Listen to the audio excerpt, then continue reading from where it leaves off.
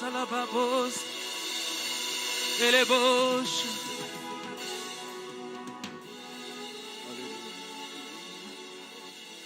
Yuzanzambe kolonanga Yesu mwinda ebomo Hosanna Yuzanzambe kolonanga Yesu mwinda ebomo Hosanna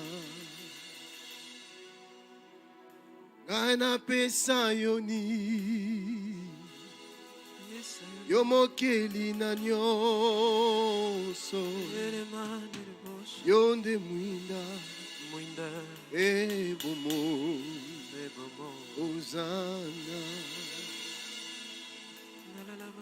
Oh Jésus,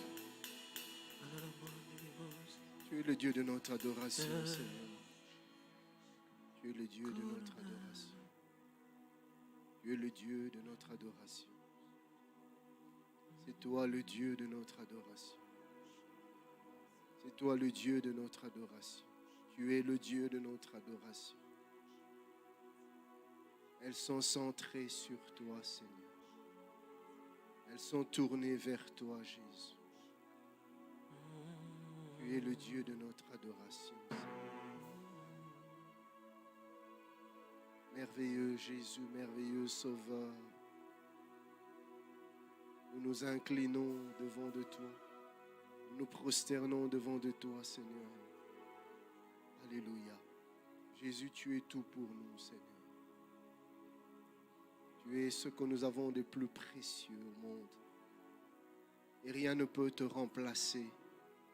Rien ne peut te remplacer dans nos cœurs, dans nos vies, Seigneur.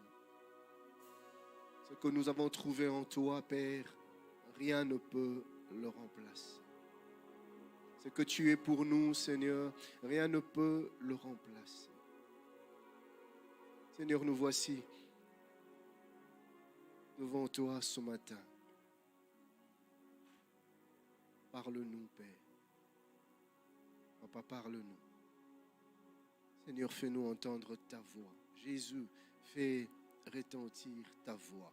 Par l'onction et la puissance du Saint-Esprit, que nos cœurs et nos âmes vibrent au son de ta voix.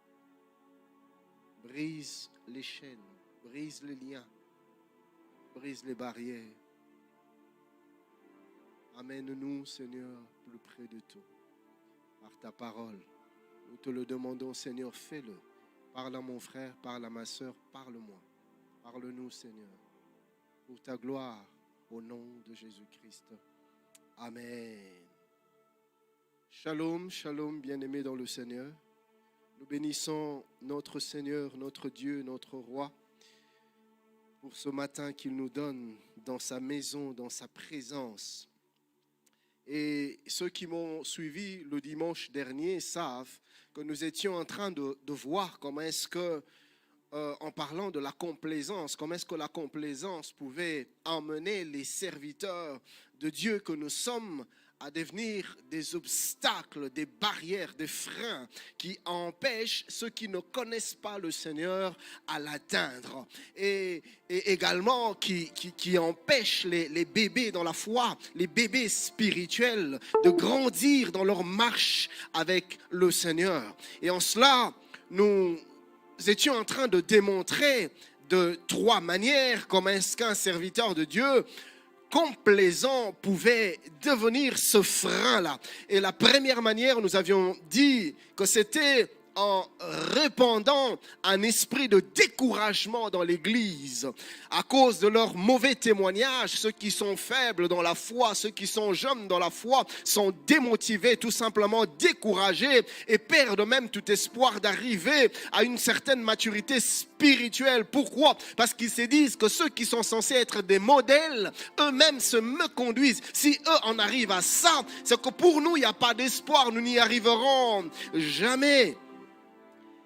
Et la deuxième manière par laquelle les serviteurs de Dieu deviennent des obstacles, avions-nous dit, c'était en réduisant et en baissant le standard de la vie chrétienne.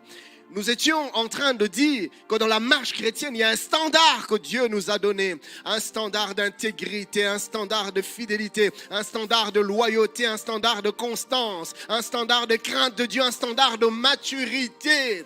Mais malheureusement, à cause de mauvaises attitudes de plusieurs hommes et femmes de Dieu, on commence à croire que la légèreté, que l'infidélité, que l'immoralité, que le mensonge et que sais-je font partie de la vie chrétienne normale d'un serviteur de Dieu. Le standard a été revu à la baisse.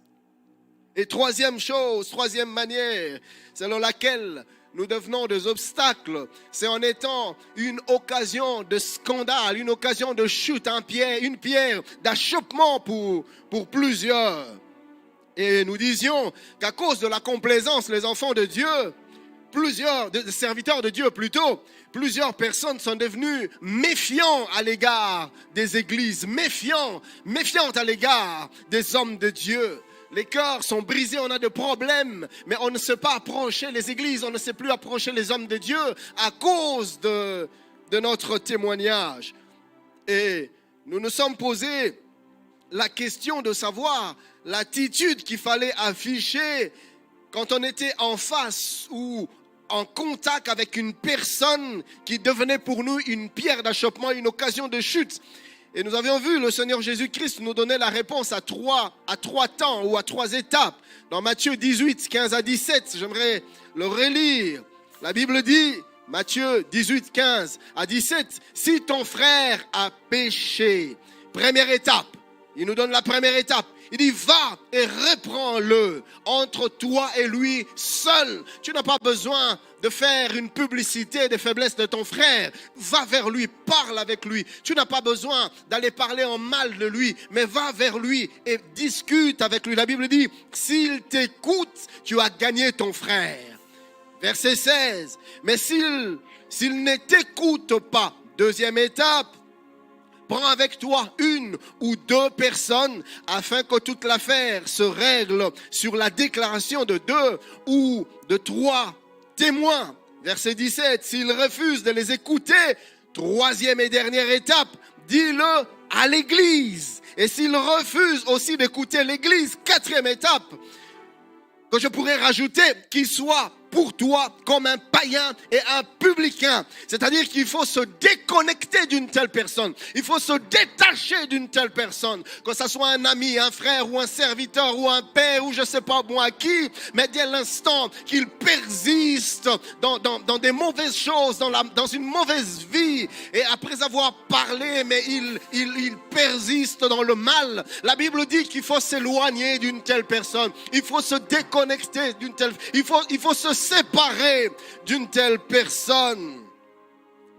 Et en cela, nous avons besoin de refuser la complaisance, parce que souvent la complaisance nous garde à côté des gens qui se méconduisent, tout simplement parce qu'on a développé une certaine relation. La Bible dit dans 1 Corinthiens 5, 11, maintenant, ce que je vous ai écrit, c'est de ne pas avoir de relation. C'est de ne pas avoir de relation. C'est de ne pas avoir de relation avec quelqu'un qui, se nommant frère, est impudique, ou cupide, ou idolâtre, ou outrageux, ou ivrogne, ou ravisseur. De ne pas même manger avec un tel homme. Français courant dit, je voulais vous dire de ne pas avoir de contact avec quelqu'un qui, tout en se donnant le nom de chrétien, serait immoral, envieux, adorateur d'idoles, calomniateur, ivrogne ou voleur.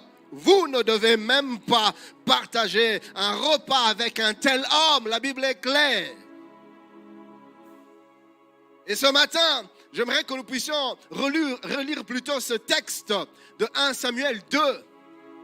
Nous allons lire le verset 12e, le verset 17e et le verset 22e.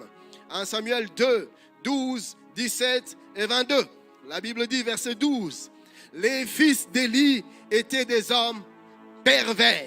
Ils étaient des hommes pervers, des serviteurs de Dieu, mais des hommes pervers, des sacrificateurs, mais des hommes pervers, des prédicateurs de la bonne nouvelle, de la parole, mais des hommes pervers. Ils ne connaissaient point l'Éternel. Verset 17.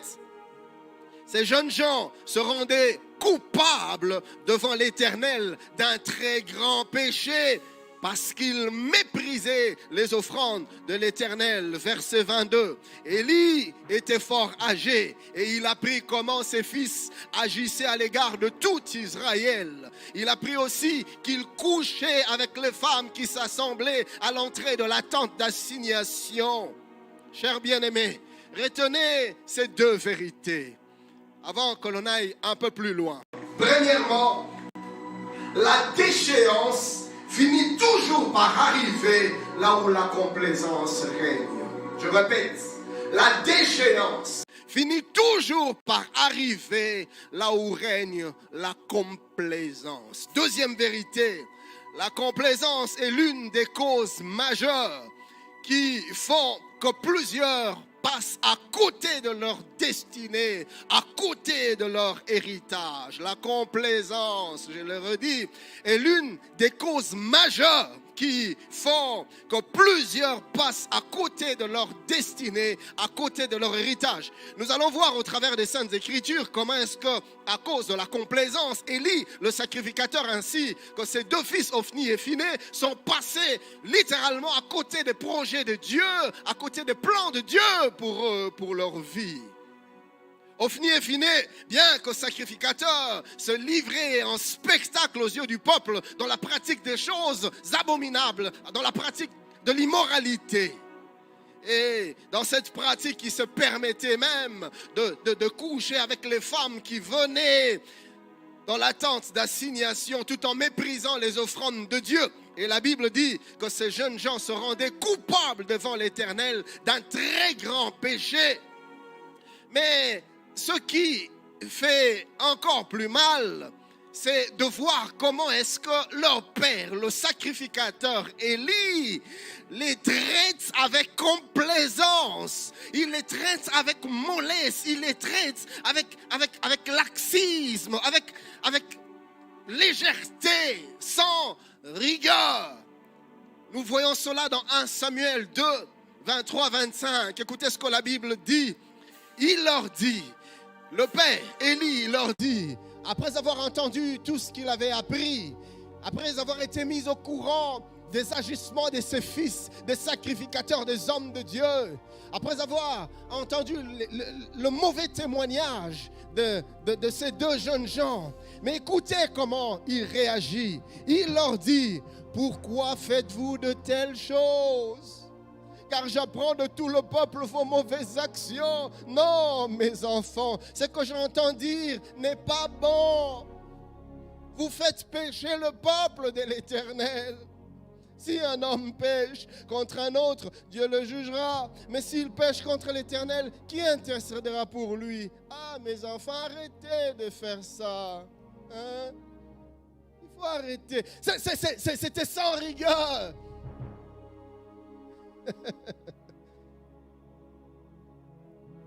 Élie prend des mesures, sanctionne, tape sur la table. C'est toi le souverain sacrificateur établi. Tu peux faire quelque chose, tu peux même suspendre, mais ne laisse pas l'œuvre de Dieu être détruite par des gens qui n'ont aucun fardeau, des hommes. Et différemment d'Élie, l'apôtre Paul, dans les mêmes circonstances, nous recommande d'agir avec une certaine fermeté et sans complaisance. Lisez avec moi 1 Corinthiens 5, du 1er au 7e verset. 1 Corinthiens 5, 1 à 7, la Bible dit, on entend dire généralement qu'il y a parmi vous de l'impudicité.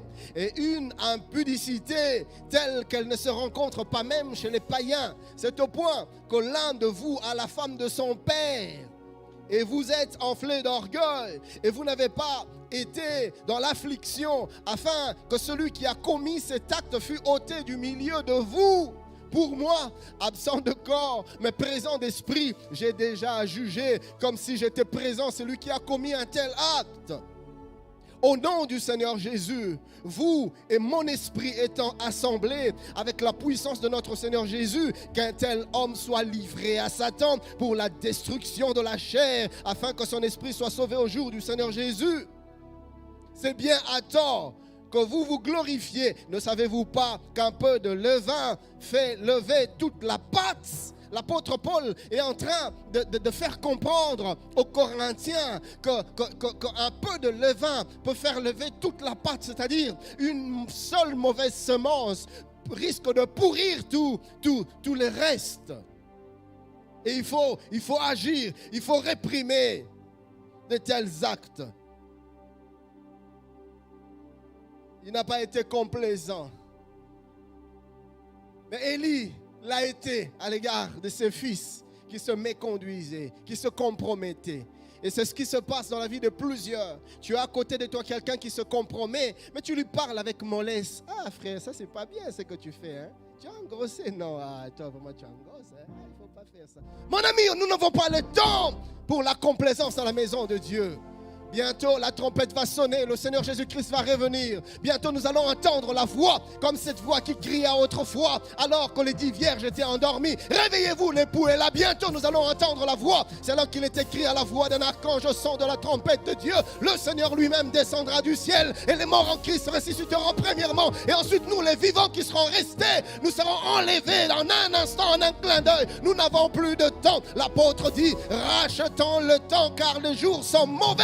Et il n'y a pas de temps pour la complaisance. Mon ami, il n'y a pas de temps pour la complaisance. Si tu aimes ton frère, si tu aimes ta soeur, si tu aimes ton ami, ne sois pas complaisant à l'égard de leur compromission. Aujourd'hui, l'Église se meurt parce que nous sommes devenus trop complaisants. L'apôtre Paul ne l'a pas été. Un autre élément que je pourrais nous donner se trouve dans son épître aux Galates. Le chapitre 2e, si vous lisez du 11e au 14e verset, la Bible dit ceci, c'est Paul qui parle. Mais lorsque Céphas vint à Antioche, écoutez, il dit, je lui résistais en face. Pourquoi? Parce qu'il était répréhensible. Il parle de Pierre, il parle de son aîné, il parle de celui à qui le Seigneur a confié l'Église. Mais quand il l'a trouvé dans des choses répréhensibles, il n'a pas été complaisant, il l'a parlé en face. La Bible dit au verset 12e, en effet, avant l'arrivée de quelques personnes envoyées par Jacques, il mangeait avec les païens. Et quand elles furent venues, il s'esquiva et se tint à l'écart par crainte des circoncis. Avec lui, les autres juifs usèrent aussi de dissimulation, en sorte que Barnabas même fut entraîné par leur hypocrisie. Voyant qu'il ne marchait pas droit, selon la vérité de l'évangile, j'ai dit à Céphas, en présence de tous, si toi qui es juif, tu vis à la manière des païens et non à la manière des juifs, pourquoi forces-tu les païens à judaïser? Il a vu que Pierre était en train de faire quelque chose de répréhensible. Il n'a pas été mou, il n'a pas été complaisant, non, il n'a pas été... Non, il lui a parlé en face. Cher bien-aimé, voulons-nous que les choses changent dans la maison de Dieu? Voulons-nous que les païens arrêtent de nous mépriser et de fouler aux pieds la gloire de Dieu? Soyons rigoureux, fermes, arrêtons d'être complaisants dans la maison du Seigneur. Sachant qu'à chaque fois que nous réagissons avec complaisance à l'égard de ceux qui se détournent du chemin du Seigneur, Dieu, lui, voit et il réagit. Et nous allons voir dans la Bible comment est-ce qu'à l'égard d'Élie, d'Ophni et de Phiné, le Seigneur n'a pas été complaisant. Dieu a réagi. Lisez avec moi 1 Samuel, le chapitre 2e, le verset 27 et aussi le verset 29e. La Bible dit, un homme de Dieu vint auprès d'Élie et lui dit, ainsi parle l'Éternel. Verset 29. Pourquoi foulez-vous aux pieds mes sacrifices et mes offrandes que j'ai ordonné de faire dans ma demeure? Et d'où vient, écoutez ça, et d'où vient que tu honores tes fils plus que moi? Ça vient d'où, Élie? C'est depuis quand que ça a commencé? Cette histoire est partie d'où? Qu'est-ce qui se passe? Comment tu t'es mis à honorer tes fils au lieu de m'honorer moi? Comment tu t'es mis à vouloir faire plaisir à tes fils au lieu de me faire plaisir à moi? Ça vient d'où? D'où vient que tu honores tes fils plus que moi? Afin de vous engraisser des prémices de toutes les offrandes d'Israël, mon peuple.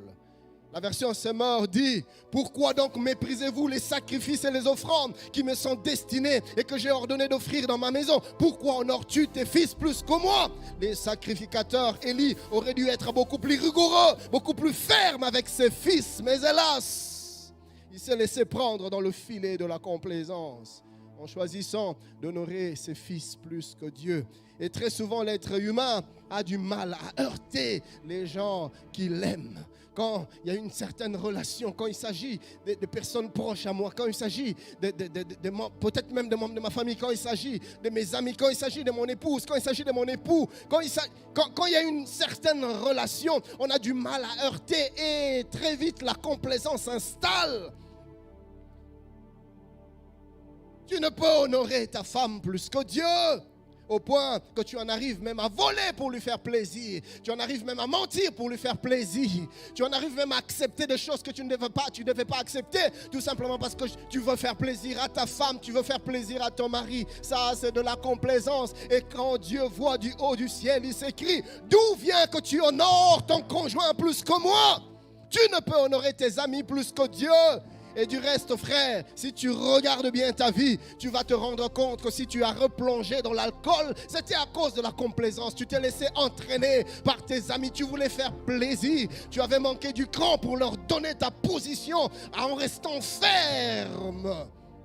À cause de la complaisance, tu te retrouves dans des boîtes de nuit. Tu n'as toujours pas envie de le faire, mais entraîné par l'influence des amis, tu manques de fermeté. Et aujourd'hui, tu te retrouves dans telle boîte, demain tu es dans telle boîte, et voilà, tu entres dans une vie qui n'est pas la tienne. Complaisance. Bien-aimé, tu ne peux honorer ta fiancée, ton fiancé plus que Dieu. Et là, tu t'es mis depuis un certain temps à faire certaines choses que tu regrettes parce que tu ne sais pas dire non à ton fiancé. C'est de la complaisance, mon ami. Tu ne peux honorer ton chef au travail, ton superviseur, ton manager, plus que Dieu. Et depuis, il te demande de falsifier des papiers, des documents. Tu ne sais dire non. Il te demande de mentir et tu sais que ça, c'est du mensonge. Mais tu n'arrives pas à lui dire que tu es un enfant de Dieu. C'est contre tes principes spirituels. C'est contre tes convictions. Complaisance, tu veux faire plaisir. Tu ne peux honorer tes oncles plus que Dieu. Regarde-toi dans quoi est-ce que tu es entré. Tu t'es mis à accepter des pratiques ancestrales que tu sais pertinemment que c'est contre ta foi. Tu laisses à tes oncles, à tes tantes de faire ces choses sur tes enfants. On les prend, on met sur eux des histoires, on danse autour d'eux ou on fait, je sais pas moi quel genre de pratiques. Quand tu regardes, tu sais voir que ça, ce n'est pas de Dieu. On a égorgé une poule et on a pris le sang, on a mis tout autour de tes enfants, on a mis tout autour de toi. Les gens se sont mis à danser avec des clochettes et avec des rameaux, des choses bizarres, mais que tu acceptes. Pourquoi? Parce que tu as peur des oncles. Les oncles ont dit, les tantes ont dit, je ne peux pas les décevoir, je ne suis qu'un enfant. Mon ami, tu es d'abord enfant du Dieu très haut et tu te dois d'obéir à Dieu plutôt qu'aux hommes, de plaire à Dieu plutôt que les hommes. Honorer Dieu plus que les hommes. Et toutes ces choses arrivent quand on laisse place à la complaisance. Écoutez ce que le Seigneur Jésus-Christ dit dans Luc 14, 25 à 27. Les grandes foules faisaient route avec Jésus. Il se retourna et leur dit: si quelqu'un vient à moi, et s'il ne hait son père, sa mère, sa femme, ses enfants, ses frères et ses sœurs, et même sa propre vie, il ne peut être mon disciple. Le Seigneur serait-il en train de nous encourager à la haine, à haïr les membres de nos familles? Loin de là. Écoutez, la version français courant serait même plus claire. Celui qui vient à moi doit me préférer, vous entendez ça? Doit me préférer à son père, sa mère, sa femme, ses enfants, ses frères, ses sœurs et même sa propre personne. Sinon, il ne peut pas être mon disciple. Sommes-nous véritablement les disciples de Dieu? Quand on laisse place à la complaisance. Et c'est ainsi. J'aimerais nous encourager, frères, à traiter durement la complaisance. Autrement, elle nous emmènera toujours, d'une manière ou d'une autre, tôt ou tard, à nous retrouver en train d'honorer les hommes plus que Dieu. Et à l'instar de Élie, le sacrificateur, la complaisance a fait que plusieurs bergers, plusieurs pères dans nos églises ne savent plus sanctionner. Ils sont devenus mous. Les pères sont devenus des grands-pères. Vous savez ce qui se passe quand tu prends tes enfants et que tu amènes chez les grands-pères? Généralement, les grands-pères, à partir d'un certain âge, ils ne savent plus être rigoureux. Et tu te rappelles, mais est-ce la même personne? Moi, je me rappelle quand j'étais à la maison, ils ne permettaient pas que je fasse ci, ils ne permettaient pas que je dise ça. Mais avec ses petits-enfants, comment est-il en train de tolérer? Oui, c'est le grand-père, il est avancé en âge. Et je prie Dieu que les bergers de nos églises demeurent de pères et ne deviennent jamais des grands-pères. Frère, ne perds pas ta rigueur, nous en avons besoin. Tes enfants, tes fils en ont besoin. Quand il y a la complaisance parmi les hommes de Dieu, parmi les pères, parmi les bergers, il y a des conséquences comme la disparition de mesures disciplinaires. On ne sanctionne plus à l'église, ça a disparu de nos assemblées. On n'entend plus parler, il y a des églises où on n'entend plus parler de mesures disciplinaires. Tel frère ou telle sœur, elle est sous discipline parce qu'elle a fait ci, elle a fait ci, ou elle a fait ça. On n'entend plus parler de ça, ça n'existe pas, ça c'est un signe. Si tu es dans une église où tu n'entends pas parler de mesures disciplinaires, sache que le sommeil spirituel a considérablement frappé, que les ténèbres de la nuit se sont appesantis sur l'église. Il faut que quelqu'un se réveille. On ne sanctionne plus ceux qui tombent dans des scandales. Et on se cache derrière ce que j'appellerais une complaisance malfaisante, une complaisance malsaine, une fausse compassion, voulais-je dire. Une compassion malsaine, malfaisante. Pourquoi? Parce que ça fait plus du mal que du bien. Sachez, frères et sœurs, que le fait de ne pas sanctionner celui qui tombe en scandale fait plus du mal dans la communauté qu'autre chose. Ça fait du mal à la personne qui a péché. Pourquoi? Parce qu'il risque de commencer à s'y plaire et de ne plus jamais ressortir de là. Mais ça fait aussi du mal à toute l'église. Pourquoi? Parce que ça envoie un mauvais signal. C'est une mauvaise pédagogie. C'est au même moment que nous envoyons un mauvais message à tout le reste qui apprendront qu'un tel frère a fait ci, mais le pasteur n'a rien fait, le pasteur n'a rien dit. Surtout quand c'est quelqu'un qui fait partie de ta ceinture, quand c'est ton proche collaborateur, surtout quand c'est quelqu'un qui a certaines responsabilités dans l'église, surtout quand c'est un équipier, un ouvrier dans la maison de Dieu, quand il est objet de scandale, pasteur, berger, homme de Dieu, il faut sanctionner, il doit servir d'exemple, ou sinon l'église va sombrer dans la légèreté. Proverbe 13, 24, la Bible déclare: celui qui ménage sa verge hait son fils, mais celui qui l'aime cherche à le corriger. Français courant dit du même passage: qui refuse de frapper son fils ne l'aime pas, il ne l'aime pas. Celui qui l'aime n'hésite pas à le punir. Autrement dit, une église où l'on ne sanctionne pas ceux qui se méconduisent n'aime pas ses membres. Proverbe 23, 13 à 14. La Bible nous dit: n'épargne pas la correction à l'enfant. Si tu le frappes de la verge, il ne mourra pas. En le frappant de la verge, tu délivres son âme du séjour de mort. Suis-je en train de parler à quelqu'un ce matin? Et les Saintes Écritures nous montrent que dans la maison d'Élie, la complaisance n'avait pas été sans conséquence. Car nous devons savoir qu'il n'y a pas de complaisance sans conséquence. Il n'y a pas de complaisance sans conséquence. Je l'ai dit plus haut, la déchéance, le chaos, les pleurs, la douleur finissent toujours par arriver là où on laisse libre cours à la complaisance. Car la complaisance est comme un vent que l'on sème. Elle finit toujours par produire la tempête. Le prophète Osée nous en parle dans Osée 8, 7. Puisqu'ils ont semé du vent, ils moissonneront la tempête. Le vent de la complaisance attire toujours et de manière quasi inévitable le souffle de la tempête. La Bible nous montre comment est-ce que cette tempête a fini par s'abattre dans la maison d'Élie. Lisez avec moi 1 Samuel 2, du 29e au 36e verset. La Bible déclare: pourquoi foulez-vous aux pieds mes sacrifices et mes offrandes que j'ai ordonné de faire dans ma maison? Et d'où vient que tu honores tes fils plus que moi, afin de vous engraisser des prémices de toutes les offrandes d'Israël, mon peuple? Verset 30. C'est pourquoi, voici ce que dit l'Éternel. Ça, c'est les produits, les conséquences, les retombées, les répercussions de la complaisance. Voici ce que dit l'Éternel, le Dieu d'Israël. J'avais déclaré que ta maison et la maison de ton père marcheraient devant moi à perpétuité. Promesse qui avait été faite. Et maintenant, dit l'Éternel, loin de moi.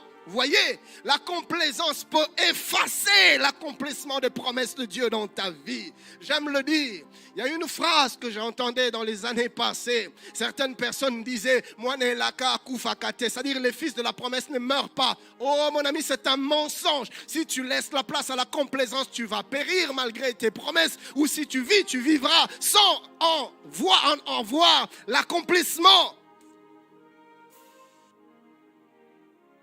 Dieu dit, loin de moi, car j'honorerai celui qui m'honore, mais ceux qui me méprisent seront méprisés. Voici le temps arrive où je retrancherai ton bras et le bras de la maison de ton père, en sorte qu'il n'y aura plus de vieillard dans ta maison. Tu verras un adversaire dans ma demeure, tandis qu'Israël sera comblé de bien par l'Éternel, et il n'y aura plus jamais de vieillard dans ta maison.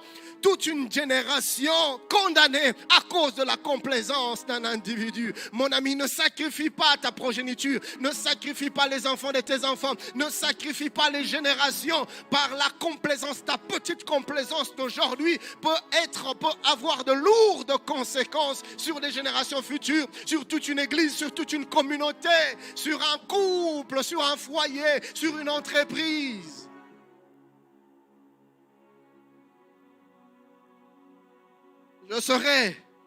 Je laisserai plutôt verset 33. Je laisserai subsister auprès de mon autel l'un des tiens, afin de consumer tes yeux et d'attrister ton âme. Mais tous ceux de ta maison mourront dans la force de l'âge.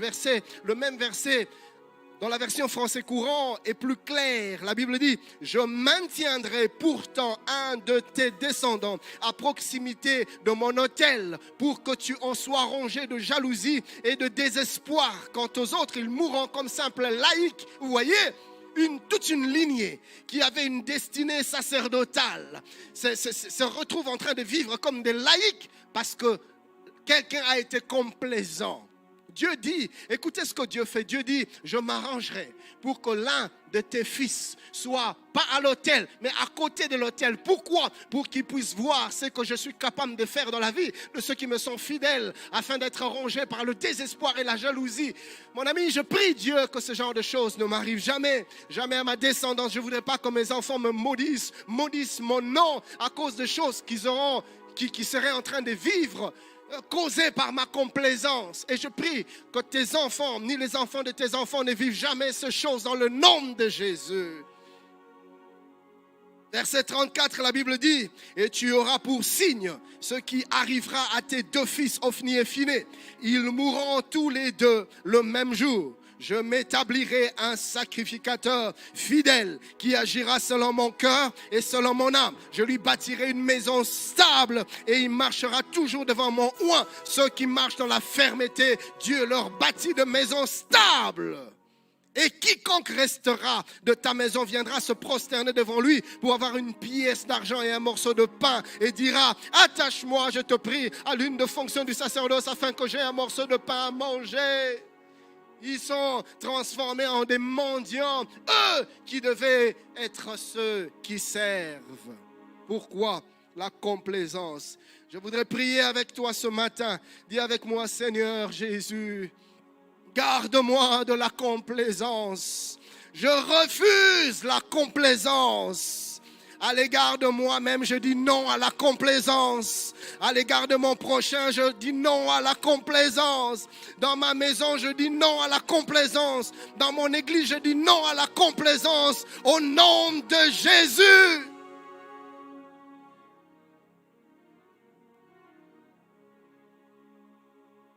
Laissez-moi vous parler, alors que je suis en train de chuter, d'un autre type de complaisance que le sommeil spirituel a introduit dans la maison de Dieu en ce temps de la fin. Je l'ai appelé la complaisance du haut de la chair. C'est une complaisance qui se manifeste du haut du pupitre. S'il y a bien une chose que je demanderai au Seigneur de m'en préserver, c'est la complaisance du haut du pupitre, du haut de la chair. Bien-aimés, en ce temps de la fin, la nuit dans l'église a assombri même la chair, même nos chairs.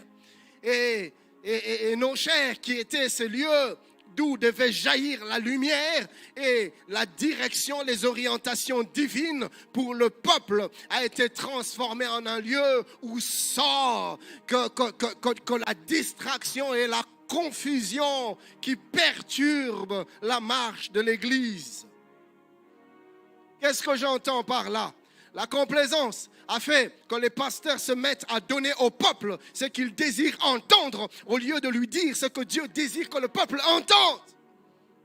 Au lieu que le peuple écoute, entende la voix de Dieu dans nos sermons, dans nos messages, dans nos prophéties, dans nos prédications. Au lieu qu'il entende, que le peuple entende la voix de Dieu, le peuple n'entend plus que la voix de la complaisance qui du reste ne mène qu'à la ruine. Des messages qui ne touchent pas le cœur à cause de la complaisance. Des vies qui ne sont pas transformées à cause de la complaisance. Des prédications qui ont perdu leur impact à cause de la complaisance. Plus de repentance dans nos églises à cause de la repentance. À cause de la complaisance. Il n'y a plus de larmes de confession sincère et authentique à cause de la complaisance. Nous n'assistons plus aux véritables conversions où des vies sont littéralement transformées, changées à cause de la complaisance des chrétiens qui vivent et qui se plaisent dans la légèreté, dans l'immoralité, dans toutes ces choses que l'on désapprouve sans jamais être interpellés dans leurs églises alors qu'ils sont là semaine après semaine, dimanche après dimanche, mais la parole de Dieu n'interpelle plus personne, la parole de Dieu ne ramène plus personne à Dieu, la parole de Dieu ne purifie plus personne, la parole de Dieu ne modèle plus, ne façonne plus personne à cause de la complaisance. Tout ce que l'on cherche à faire, c'est de plaire, c'est de dire quelque chose qui va faire crier la foule. Mon ami, homme de Dieu, arrête d'être complaisant du haut de la chair. Dieu ne t'a pas placé là pour plaire au cœur du peuple, pour réjouir le peuple, pour leur donner ce dont ils ont envie d'entendre. Non, mais pour être la voix de Dieu, pour être l'écho de la pensée, de la volonté de Dieu parmi le peuple. Tu es sacrificateur. Et quand tu sors de la présence de Dieu, c'est pour apporter la pensée de Dieu au peuple, pas pour faire plaisir au peuple. Non. Le peuple n'a pas besoin d'un homme qui va lui dire des choses qu'il aime entendre. Le peuple a besoin de celui qui va leur dire la vérité. C'est là que la Bible dit, seule la vérité affranchit. Seule la vérité libère. J'ai besoin que l'on me dise la vérité parce que je ne peux avancer sans la vérité. Je ne peux progresser sans la vérité. Il n'y a pas de vie là où il n'y a pas de vérité. La complaisance t'empêche à apporter la vie au peuple par la parole que tu leur annonces. Qu'est-ce que tu crois quand tu les vois debout venant déposer des semences, des offrandes? Tu penses que c'est ça l'œuvre de Dieu? Les mêmes personnes qui se sont levées dans l'église, il faut les voir en semaine dans leur lieu de travail, dans leurs habitations, dans leur quartier, dans leur business. Ils agissent comme s'ils ne connaissaient pas le Seigneur. Ils agissent comme des hommes et des femmes qui sont sans alliance avec Dieu. Où est l'église? Où est l'œuvre de Dieu dans leur cœur? Elle est absente. Pourquoi? À cause de nos messages remplis de complaisance. Jesus help me. Que Dieu nous aide. Dieu a besoin des hommes et des femmes de la race de Michée.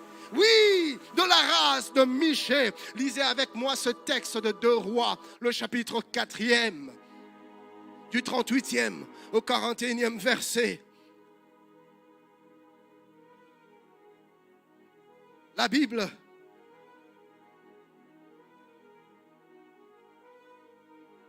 déclare, non plutôt c'est 2 Chroniques 18, 12 à 13. 2 Chroniques 18, 12 à 13. La Bible déclare, le messager qui était allé appeler Michée lui parla ainsi. Voici les prophètes d'un commun accord prophétisent du bien au roi. Que ta parole soit comme la parole de chacun d'eux annonce du bien. J'aime la réponse de Michée. Michée répondit, l'Éternel est vivant. J'annoncerai ce que dira mon Dieu. Pas de complaisance du haut de la chair, pas ce que les hommes ont envie d'entendre, mais ce que Dieu a envie de faire entendre. Pas forcément les choses qui vont faire vibrer la salle, mais la volonté de Dieu annoncée en esprit et en vérité. Pas forcément des choses qui vont plaire. J'annoncerai ce que Dieu me dira, peu importe que cela plaise ou pas. J'aimerais te dire, homme de Dieu, ne change pas de message. Ne change pas de message, car nous ne servons pas les hommes, mais nous servons Dieu. Ne tombe pas dans le piège, dans le filet de la complaisance, car les âmes sont en train de mourir. J'aime ce que l'apôtre Paul dit dans Galates 1:10. Il dit, et maintenant, est-ce la faveur des hommes que je désire ou celle de Dieu? Est-ce que je cherche à plaire aux hommes? Si je plaisais encore aux hommes, je ne serais pas serviteur de Christ. Penses-tu être serviteur de Christ? Penses-tu être serviteur de Dieu? Alors quitte la complaisance, car en voulant plaire au peuple, tu ne serais pas serviteur de Christ. Michée a été capable de dire non, ça je ne ferai pas, ça je ne dirai pas, dans cette direction-là je n'irai pas. Je n'ai pas été appelé par les hommes, j'ai été mandaté par Dieu. À cause de la complaisance, l'Église est en train de vivre aujourd'hui ce que le prophète Élisée a vécu. Lisez avec moi ce texte que j'avais cité tout à l'heure, 2 Rois 4, 38 à 41. Élisée revint à Gilgal et il y avait une famine dans le pays.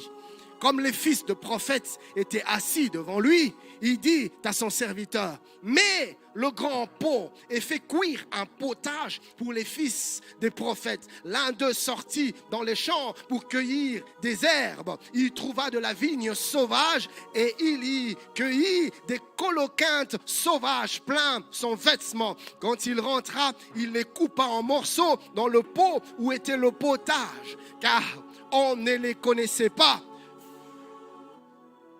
On servit à manger à ces hommes. Mais dès qu'ils eurent mangé, écoutez ça, dès qu'ils eurent mangé du potage, ils s'écrièrent, la mort est dans le pot, homme de Dieu, et ils ne purent manger.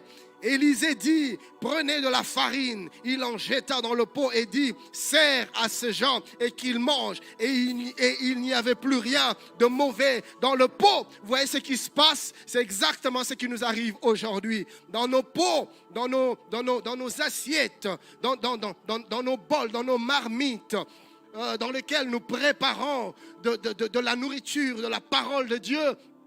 Pour le peuple, il y a la mort de la complaisance. Et plusieurs meurent, plusieurs sont perturbés, plusieurs sont dans la confusion, plusieurs s'enlisent et s'enfoncent davantage dans la méconduite parce que nous sommes devenus légers du haut de la chair, parce que nous sommes devenus complaisants du haut de la chair. Et c'est normal, nous-mêmes nous vivons dans la complaisance et nous sommes incapables, nous serons donc, voulais-je dire, incapables de parler avec fermeté parce que nous-mêmes nous n'avons aucune discipline dans nos vies. Comment veux-tu parler de l'intégrité à une personne alors que toi-même tu ne vis pas dans l'intégrité? Comment peux-tu prêcher la fidélité quand toi-même tu ne vis pas la fidélité? Mon ami, quitte la complaisance et les messages remplis de complaisance vont disparaître de ta chair.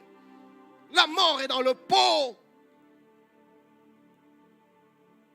Le prophète Ésaïe dit dans Ésaïe chapitre 8e, le verset 20e, à la loi et au témoignage, si l'on ne parle pas ainsi, il n'y aura point d'aurore sur le peuple. Français courant dit, c'est aux instructions et au message du Seigneur qu'il faut revenir. Celui qui n'adoptera pas ce mot d'ordre ne verra pas l'aurore. Tu veux que le soleil se lève dans ta maison, dans ton église, alors reviens aux instructions et au message du Seigneur. À cause du sommeil spirituel, les chrétiens de ce siècle ont abandonné les instructions et les messages du Seigneur et se sont mis à aimer les fables plus que la vérité de la parole. Écoutez ce que le prophète Ésaïe dit par ailleurs dans Ésaïe 30, 9 à 10. Car c'est un peuple rebelle. Ce sont des enfants menteurs, des enfants qui ne veulent point écouter la loi de l'Éternel, qui disent aux voyants, aux prophètes, ne voyez pas, et aux prophètes, ne prophétisez pas des vérités, dites-nous des choses flatteuses, prophétisez des chimères, c'est des chimères, c'est ce que le peuple nous demande, dites-nous des choses que nous avons envie d'entendre. Pasteur, prophétise sur moi, ô homme de Dieu, dis un mot, homme de Dieu, qu'est-ce que tu vois, homme de Dieu, prophétise. Français courant dit, ils préfèrent qu'on leur dise de choses agréables et qu'on leur annonce des contre-vérités. Parole de vie dit, dites-nous des choses agréables, annoncez-nous ce qui nous plaît, même si c'est faux. Oui, c'est ce que le peuple de Dieu fait quand la complaisance gagne les cœurs. L'apôtre Paul dit à son fils Timothée, dans le deuxième épître de Paul au Timothée, le chapitre 4e, le verset 3e, car il viendra un temps où les hommes ne supporteront pas la saine doctrine. Il viendra un temps où on ne supportera pas la parole. Là où on prêche le refus de la complaisance, les gens s'en vont, les gens fuient, parce que les gens aiment des choses qui plaisent. Complaisance. Écoutez, chers bien-aimés, n'espérez pas que je changerai de message. N'espérez pas que je changerai de message. Ou soit tu restes avec moi, ou soit tu te déconnectes. Je ne changerai pas de message. Je ne serai pas complaisant. Je dirai ce que Dieu me dira de dire.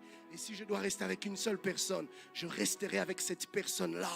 Mais je ne changerai pas de message. Je ne changerai pas de message. Je refuse de toute mes forces la complaisance du haut de cette chair.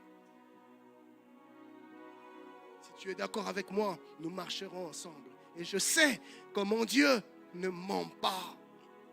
Il honore celui qui l'honore. Frère, je t'encourage ensemble. Honorons Dieu. Honorons Dieu.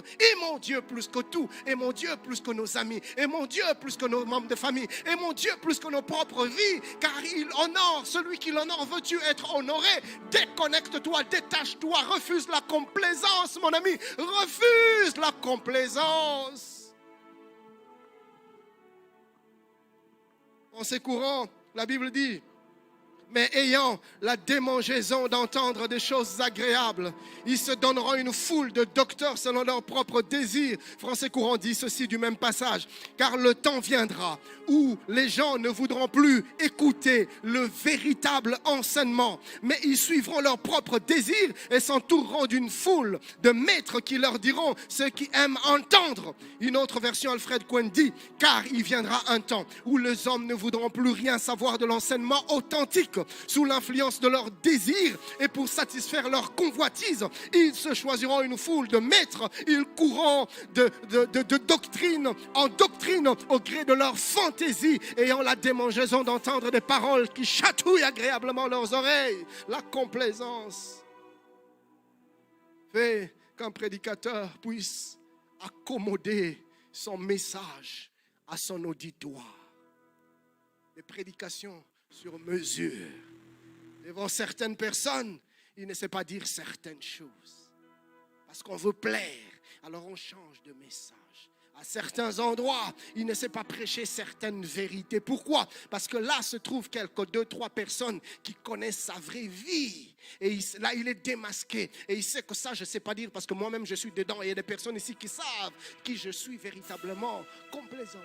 Et on change de message. Tu vois, mon ami, la complaisance va restreindre ton champ d'action ministérielle. Où sont passés les prédicateurs de la race de Michée? Ce matin, j'aimerais m'arrêter là. Le dimanche prochain, je parlerai de la 6e conséquence du sommeil spirituel. Et puis après, nous allons entamer les stratégies du malin pour endormir l'Église. Rappelez-vous, nous sommes en train de méditer sur les 10 vierges. Toutes s'assoupirent et s'endormir. Mais qu'est-ce qui amène cet assoupissement? Qu'est-ce qui amène cet endormissement? Alors qu'on est en train d'avancer avec les conséquences, Dieu voulant, nous entamerons les stratégies que l'ennemi utilise dans la maison de Dieu pour nous endormir en ce temps de la fin. En ce qui nous concerne aujourd'hui et ce matin, j'aimerais que nous puissions baisser nos têtes dans la prière et nous allons implorer Dieu qui nous préserve de toute forme de complaisance. Homme de Dieu, implore Dieu qu'il te préserve de la complaisance du haut de la chair. Refuse la complaisance à l'égard de toi-même. Refuse la complaisance à l'égard des autres. Je ne sais quel cantique la chorale va entonner, mais pendant quelques 60 secondes, nous allons nous plonger dans la prière et implorer la grâce et la faveur du Seigneur. Oh Jésus, Seigneur, nous avons besoin de toi. Jésus, nous avons besoin de toi, Seigneur. Garde-moi, ô Seigneur, fidèle à toi. J'ai un prix à remporter, des victoires